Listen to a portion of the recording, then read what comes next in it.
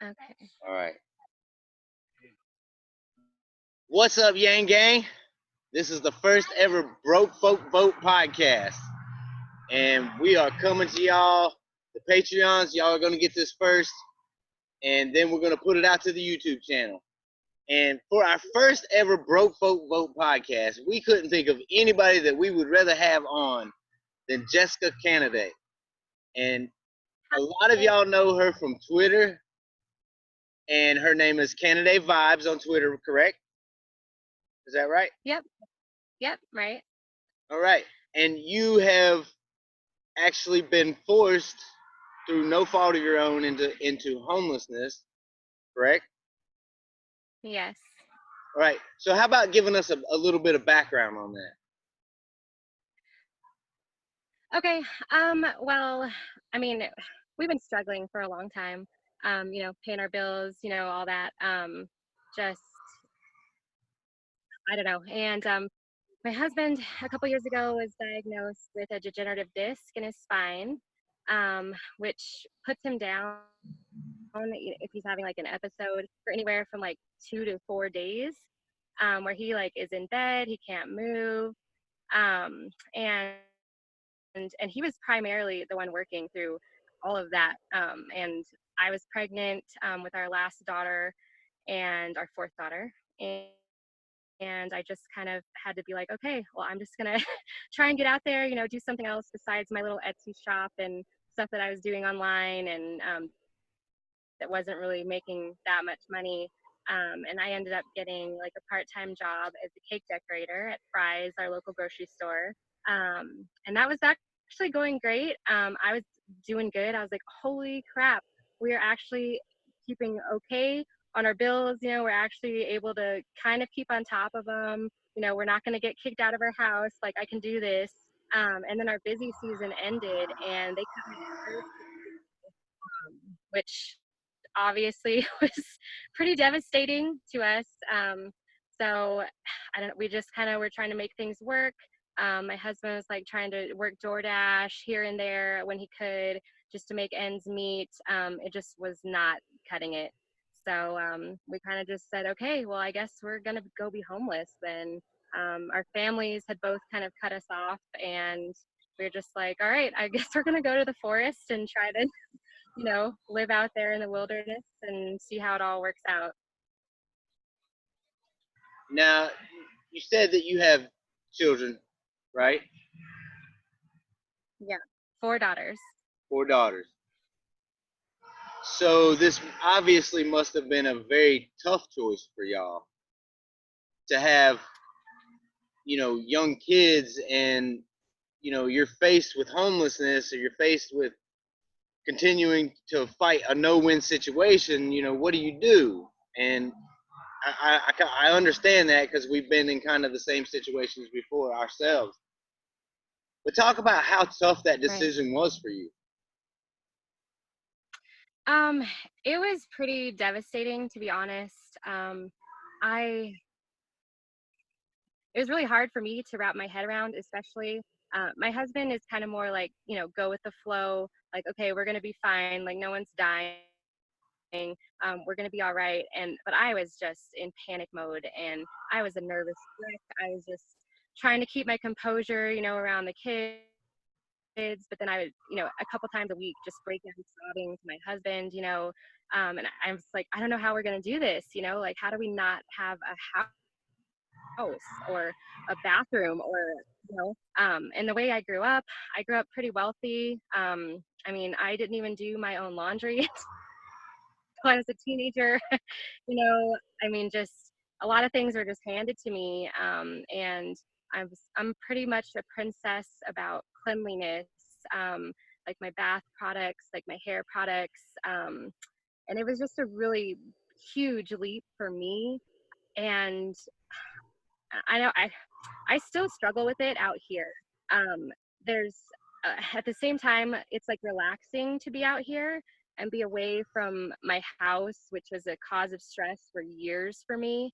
But at the same time, I also have that nagging part of me that's like, what are you doing? You're not supposed to be doing this. You're supposed to have a job. You're supposed to have a house. Like, your kids need stability. They're supposed to be going to a normal school. And I still struggle with that, you know, and my husband has been helping me try to work through that. But it's taken me like a lot of personal strength to try and like evolve into this like new person, which I'm pretty much being forced to become. I don't know, it's so weird. I mean, just sitting here, you know, talking to you is even so weird for me because I'm not in a house. I'm in a tent in the middle of the forest, you know. Like, it's just it's pretty surreal. So yeah, it's nuts though. So coming Yeah, from the background that you come from, you said that you grew up in, you know, fairly well off family, and you didn't even do your own laundry. And I want to stop right here, and I want to give you props, because coming from that type of background and then going into homelessness, one, it shows that this can happen to anybody. This ain't just a, right, you know, a poor person thing. This can happen to anybody. And the right. fact that you've been able to cope with it, I think it says a lot about your character. And so I just kind of wanted to give you props. You know, we all come from different backgrounds. It doesn't matter if we were born rich or whether we was born poor. We're all going to go through our own circumstances. And for somebody Right. to come from that background and evolve into the person that you are today, I think it says a lot about you. So, mad props to you. So, I want to talk Thank real quick about what it is you're doing now. Okay. Well, right now, I have my blog that I've just kind of been going over what happens, you know, during the weeks here out in the forest. And I'm still searching for like state, you know, public assistance, which is seriously lacking here. A lot of the shelters I've called are full. A lot of the housing funds are, you know, they say we don't have funding. Um, and even like the Section 8 or the emergency housing, they're all a couple years to 7 years, you know, waiting lists. And it's nuts here. I've kind of been shocked actually by how little amount of help there is for homeless families, which is something I definitely want to try and advocate and fix, I guess, for other people. But yeah, I'm just blogging. I'm trying now to find like a little piece of land somewhere, where we can maybe settle down, maybe homestead on. And I don't really have a plan other than that, which is crazy for me. I'm a planner. I have things planned out. I like for things to be organized, and I really have no idea what I'm doing out here in the forest. So it's just it's really weird for me. But I'm just kind of having to like let go and just let things happen and take it day by day. And that's really hard for me. Well, Jessica, I want to tell you, you know, when we get into situations like that, you know, I've experienced homelessness myself on a couple occasions, and it's never a fun thing. And it's, you know, you especially when you don't have work, you can't, it's hard to take a shower. It's hard to, you know, listen, I was working third shift in a McDonald's when I was homeless, and I had my stuff in a black plastic bag out in the woods behind the McDonald's. No alarm clock, no nothing. I can't, you know, I work hard and then get off of work and you stink and you can't take a bath. So, you know, I completely understand the position that you're in. And Right. listen, Yang Gang, if y'all haven't checked out her blog yet, y'all got to do this. Jessica, tell them where they can find this. Okay, I still haven't paid for a domain name. Still a free site, but it's Canaday Vibes, VIBES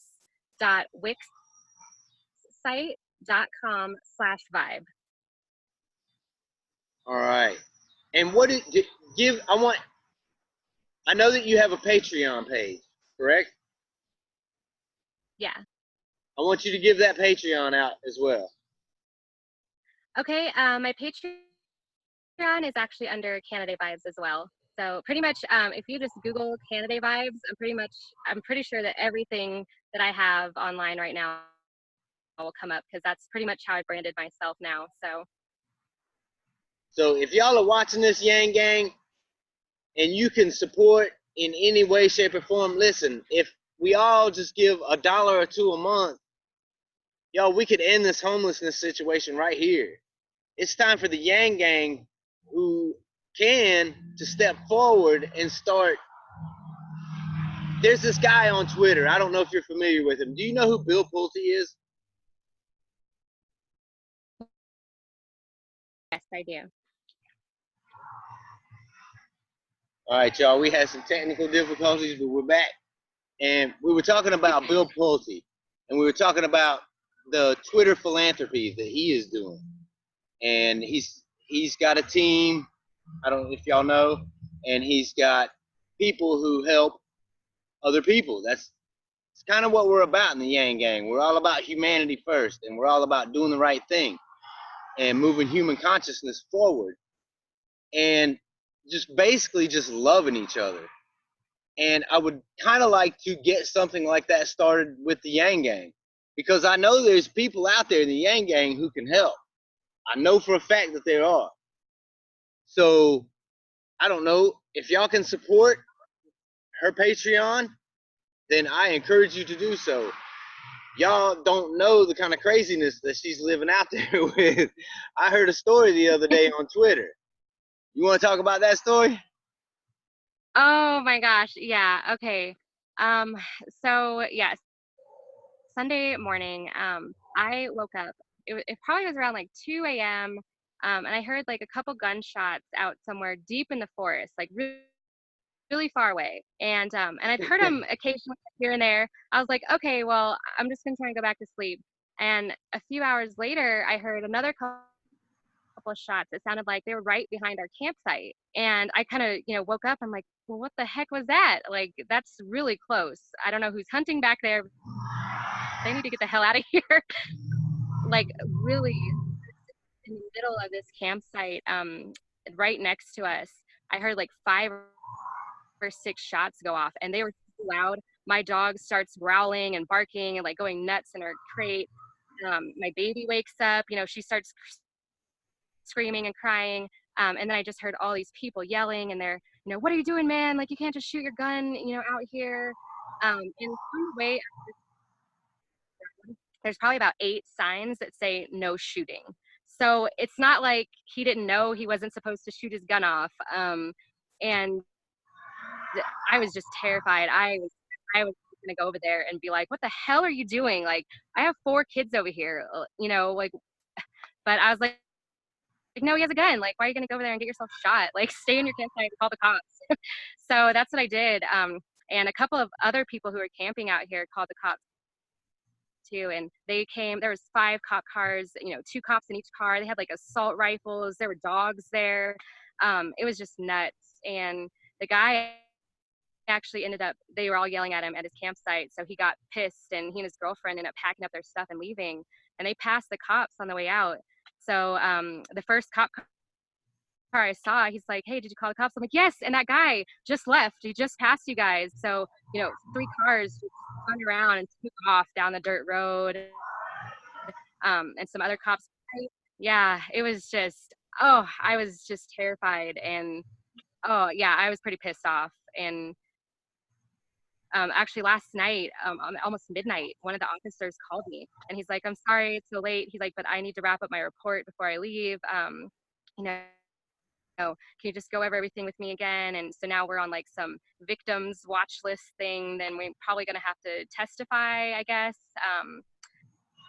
But yeah, so I don't know. It was nuts. So there are like 45 bullet casings that we found in this site because we came and stole it. Because there's a way cooler site. It has like a lot of trees and like more shade, so we actually moved over here. but yeah 3 bullet casings and just shooting it off into the air like nothing. It was just insane. Yeah, I mean, that sounds like a crazy experience that you had. I mean, you got to think, Yeah. it's one thing for us to go out and redneck a little bit, but it's a whole nother thing when you're shooting firearms this close to a campsite, where there's people and there's little children. Y'all, come on, we got to use some common sense. And that's just one of the stories that you have had since you've been out there. You mentioned your dog. Tell us a story about what happened to Uh, your dog. oh my gosh. We don't even know what really happened to her still, but we woke up one morning, and she came to greet me, because she hadn't been locked up in her crate. We have her crate out here, has her bed in there, but we don't lock her up because she doesn't go anywhere. Really well trained. She's amazing. But she came up to me this morning, and I'm like petting her. I'm like, oh, you're wet. And I look at my hand and it's bloody. And and then I realize, oh, there's blood on her mouth. Like it's all over her head. There's some on her leg. And at first I didn't realize it was her blood. I thought it was she killed an animal or something, out in the wilderness. And then I noticed that her right ear is just split completely in half. Like she had three ears. And I just started, yeah, I just lost it. I started panicking, and she also had like a cut on the back of her head, some on her legs. So we ended up having to take her to the vet. I mean, just there's no way she could get away with just hanging out without medical attention. I don't have any money out here. So I was on the phone for like over an hour with different organizations that help you with your vet costs and everything. And I found an organization that helped us with up to $300. But when I called the vet, they're like, okay, well, you still need to pay, her exam fee and the rest of your bill. Like, I can't do that. I'm homeless out here. I was like, okay, well, screw it. I'm just gonna try and stitch it up myself. And I hung up with her, canceled our appointment. Oh yeah, I was on the phone. Yeah, I know, right? Yeah, but I was like, it's my dog. And so I was literally on YouTube and I was typing in, suturing, do-it-yourself sutures, so I could learn how to sew up my dog's ear. And the lady from the organization that I had been talking to all morning, she called me and she's like, what? No. She's like, I'm going to pay for the exam fee. I'm going to pay the rest of your bill. I already told you to bill me and they're keeping your appointment. She's like, you need to go and take your dog there. And I just broke down sobbing to her. And I told her, I was like, I shared our situation with her. I was like, please don't report me as CPS. My kids are being well taken care of, I swear.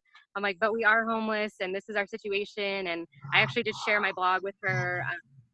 Yeah. And I started a fundraiser to try and help pay her back because I was just blown away. Like, she doesn't know us. She doesn't know if I was lying about having no money. I mean, she doesn't know anything, just that my dog was injured, needed help. And it was just a phenomenal thing to me. And oh, she's amazing. And we were able to get everything taken care of. My dog is doing great now, and they said it was most likely probably barbed wire, back here because the campsites are kind of lined with it to keep the forest animals away from your campsite.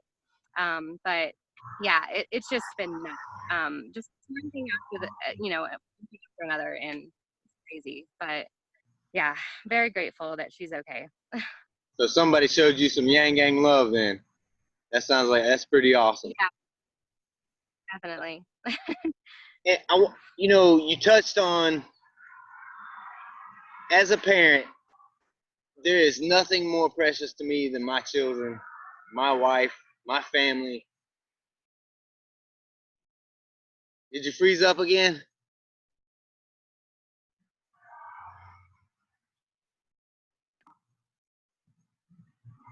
All right, Yang Gang. So as you can see, we're having some technical difficulties. So we were talking about being a parent, and our family is our it's the most precious thing to us.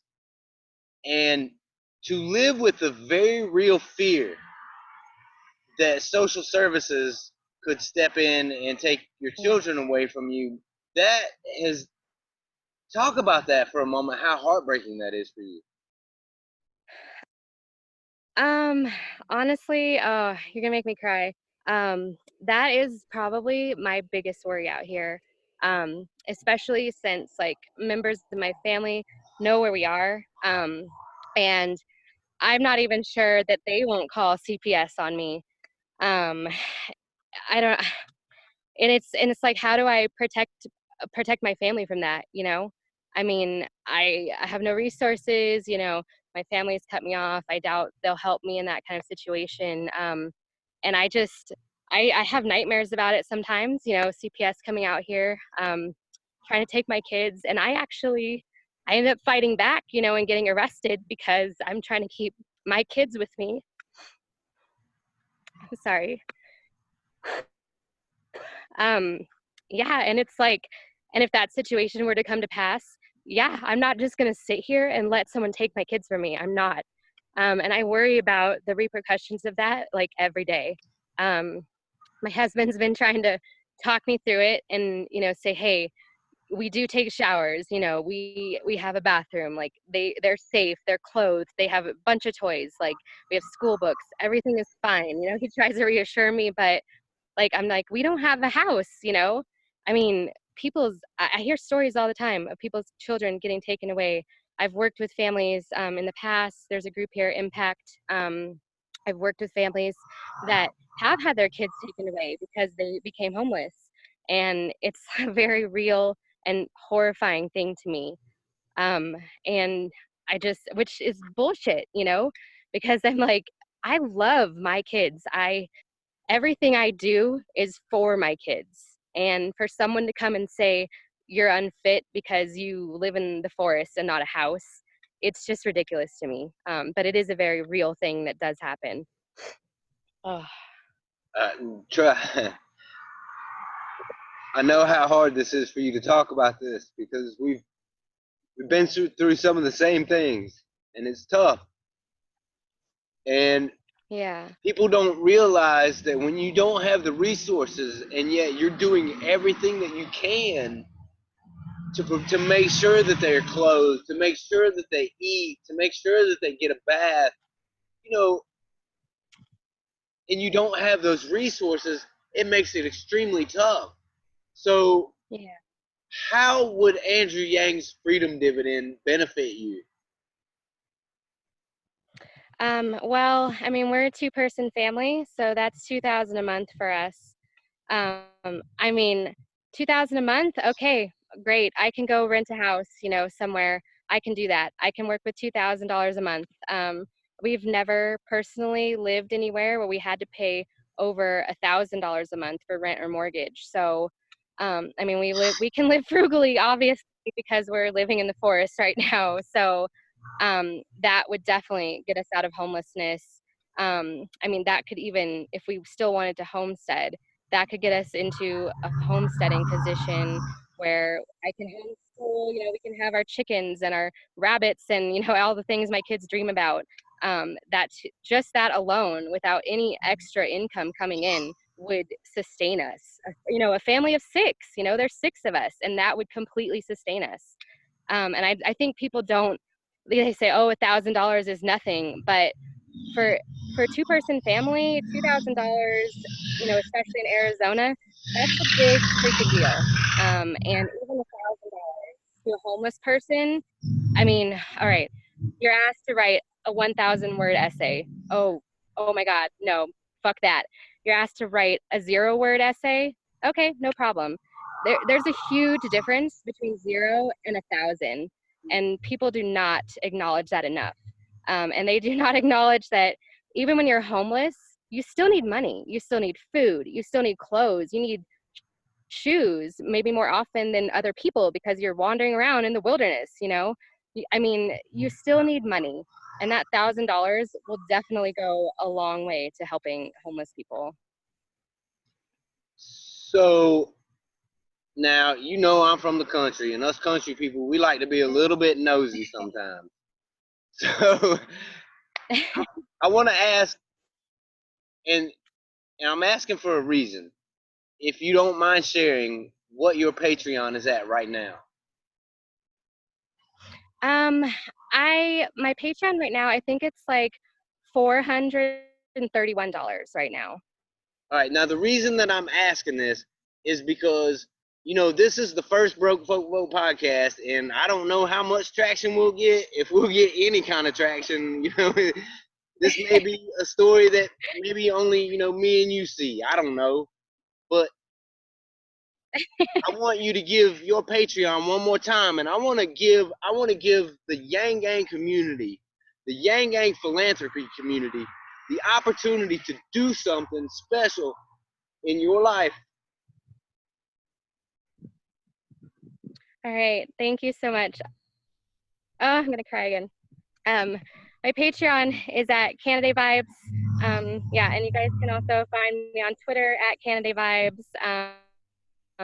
But yeah, I mean, any and all help, even $1 a month is so freaking amazing. Even just emotional support, if you have kind words, that's fantastic too. And I'm sorry for getting emotional, Matt, but I know where you are. I've been there, and it sucks. You know, we are currently staring the same situation right in the face. You know, and Right. if we can get y'all any kind of help, I'm gonna be the first one. You know, I will step up right now, and you know, we ain't got a lot, but you know, I'll kick $20 your way every month. You know, because I want to see you and I want to see your family get out of that situation. Because you shouldn't have to be there. This should not be.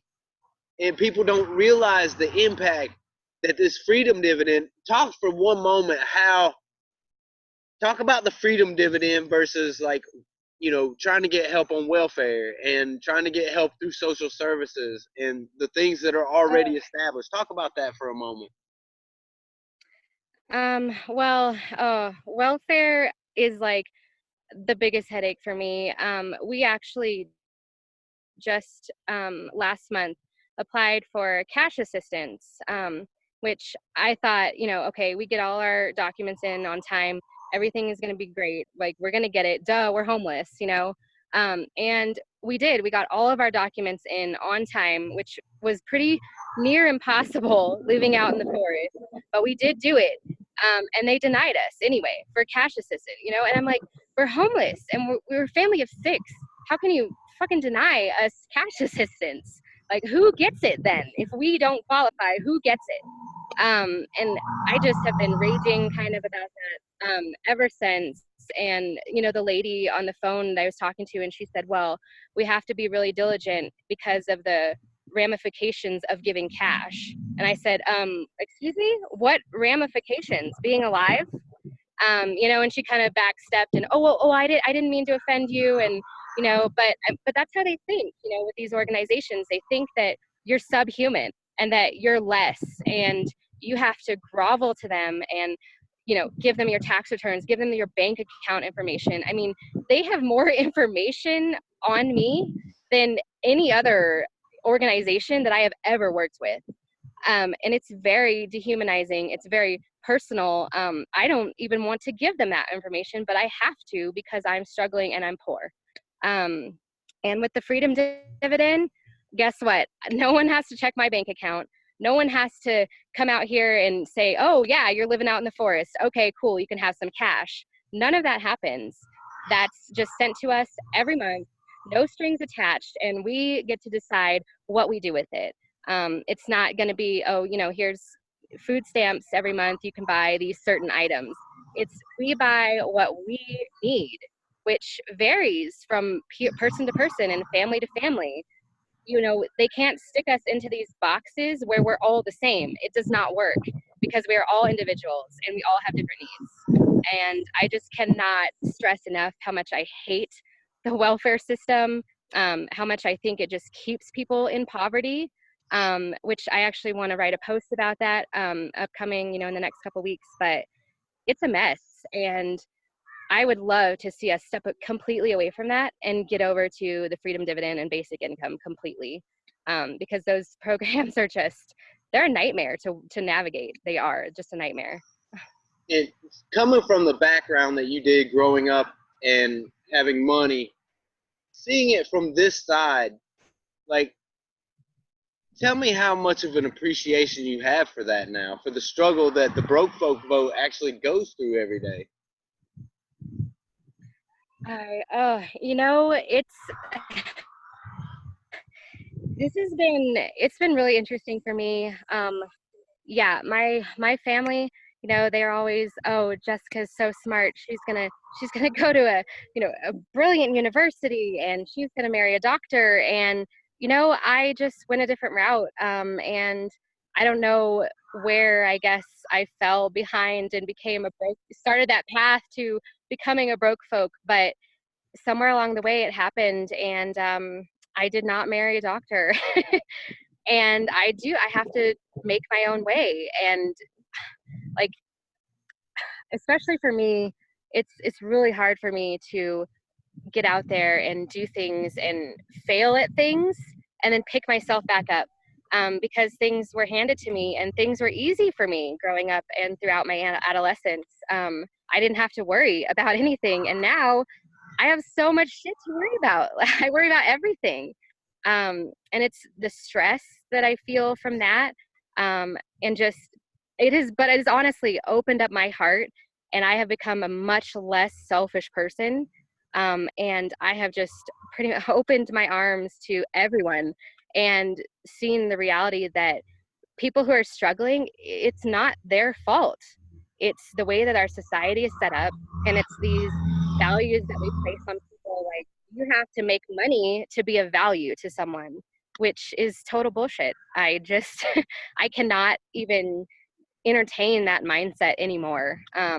Which is a lot of my like strife with my family, comes from that. I found universal basic income about 6 years ago, and once I started advocating for that, my family and I really started to clash. And I try to explain, you don't get it, you guys do not get it because you're not living it.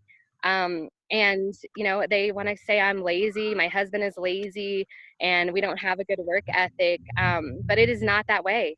It's not. It's just, I like to call it a series of unfortunate events that happen, when you don't have the resources. And if it's just a matter of having resources, then why can't we just give everyone the fucking resources? I mean, I don't see why it's that big of a deal.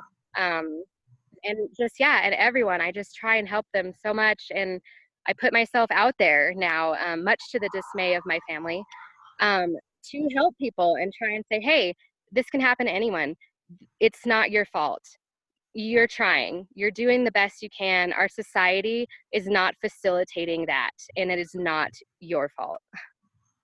Yeah, society doesn't take into the fact that shit happens. They don't take that into account. Yeah, exactly. There's so Yeah. many variables out there that affect people's lives, and most of us are only one or two unfortunate things away from being in the situation that you're in now, being afraid every day that our kids might get taken away. Nobody should have to live with that fear. Nobody. Yeah. So Yang Gang, I don't know if y'all are out there and y'all are listening, but if you want to help take the weight off of this lady's shoulder, off of this family's shoulders, y'all can make a great impact. And give your Patreon page out one more time, and we're going to end it on that note, because I want people to go there as soon as we hang up, and I want people to support you, because shit out here is real, y'all. This is real. This is real for Jessica and her family and her daughters, and this is real for my family. We're facing that same thing. So y'all get over to her Patreon page and y'all support her and show her some love. And I'm about to hang up this phone right now, Jessica, and I'm about to go over to your Patreon page, and we're gonna pledge for you too. Oh my gosh. Well, I just want to say thank you so much for doing this today. And sometimes my service is crappy out here in the forest, but we've been making it work, and I'm been just so happy to be able to talk with you today. And I just have so much love and respect for you guys. I love your videos. I love what you do. I love that you were taking groceries to people the other day.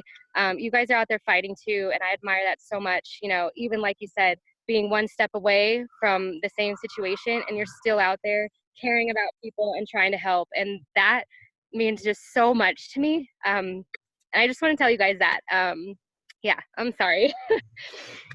But I appreciate you guys. And I mean, you guys who are listening, you need to also go to Grassroots Patreon page and pledge to them so that they can keep putting out these videos and keep helping people, because they are doing good work and we all need to support each other.